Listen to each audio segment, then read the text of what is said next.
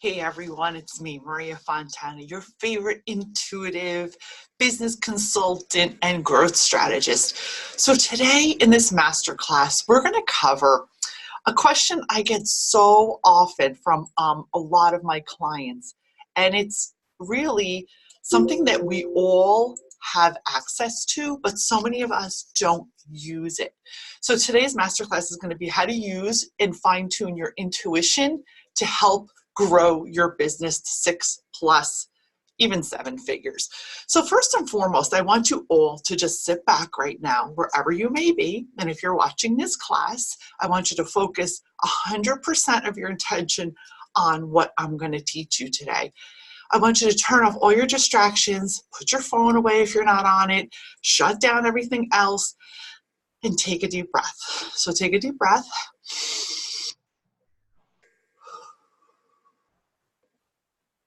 Do it again.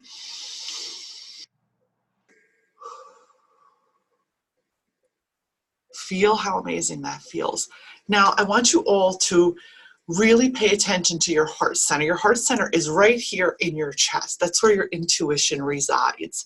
We hear it sometimes. Some of us have clairaudience, which means we hear our intuitive messages like someone speaking to us.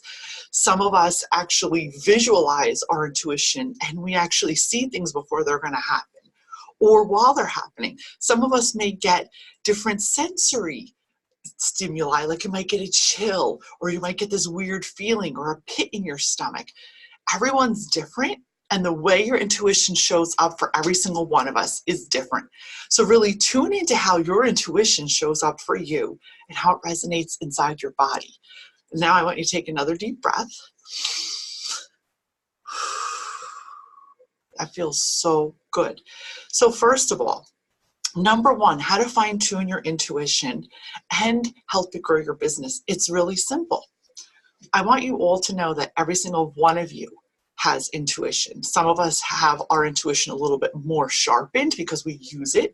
And some of us, we have quieted down our intuition and actually put it to the back burner because perhaps parents, teachers, educators, family, our caregivers, when we were younger, had discredited anything that our intuition may have caused us to say.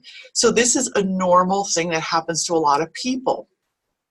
It's very common and it's okay. So you need to forgive all those people who may have shut down your intuition, shut you up and told you to, kids are meant to be seen and not heard and all that other nonsense that has been taught over the ages. Now, once again, forgive the people that shut you up and forgive yourself for not knowing any better as you got older. Now is the time to really wake up that intuition and start listening to it.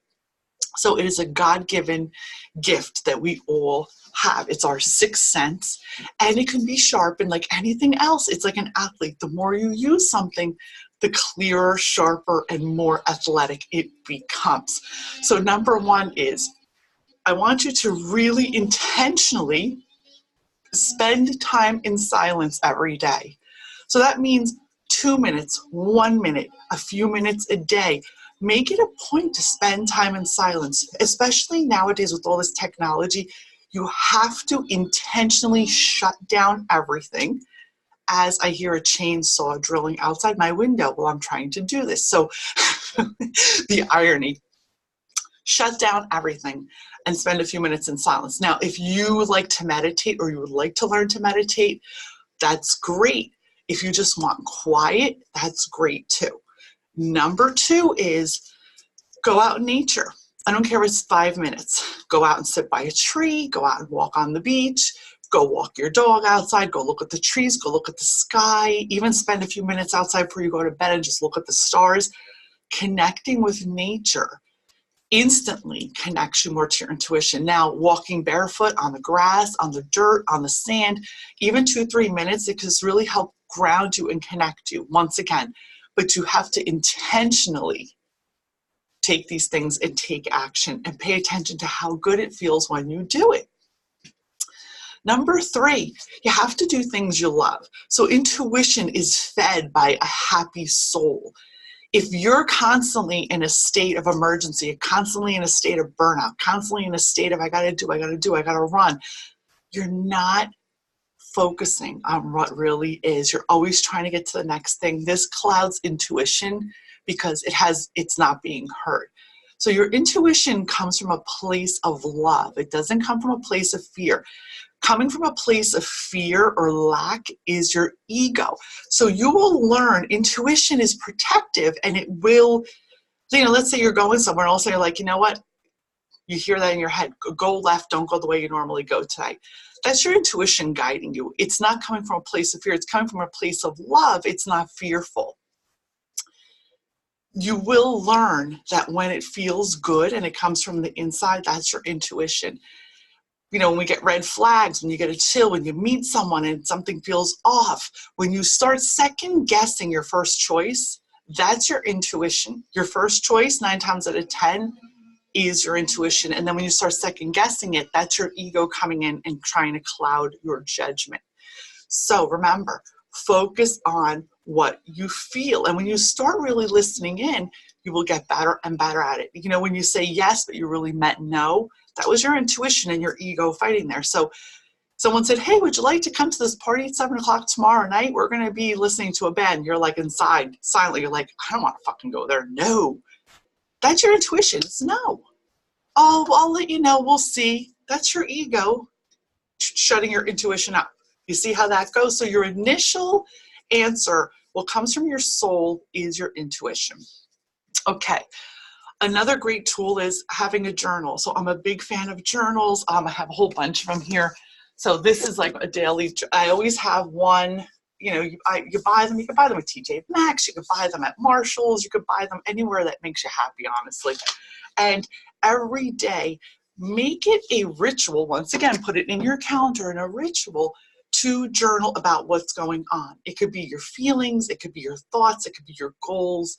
I suggest journaling every day or every other day if you can't handle every day, because some people, it's a challenge for them. So make it a goal. Say, I'm going to set an intention to journal every day. Don't think of it as a job. Think of it as a release, that you're releasing stuff out of your body. You're letting go of that energetic cellular memory. Because remember, guys, the body has cellular memory.